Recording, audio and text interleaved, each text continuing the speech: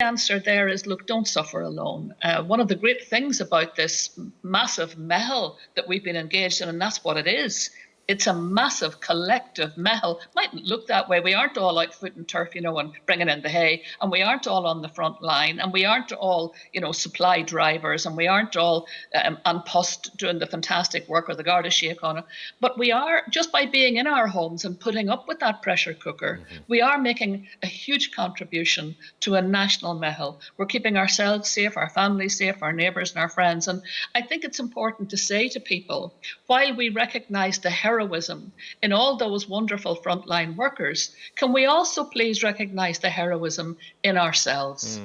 Because even just coping with those stresses and strains, particularly of relationships that were fraught before this started and are surely doubly fraught now, just putting up with that, the teeth-gritting acceptance and getting through from one day to the next, that is heroic and deserves to be recognised. Because in doing that, in obeying the political guidance and the medical guidance, they're taking part in a huge national effort. And the important thing to say to them is also, look, if things are really run out of control in your head, if you're really worried, if you're married to somebody or living with someone who's not behaving well, who's treating you badly, if those tensions shouldn't have to be put up with. I mean, there are ways of dealing with this.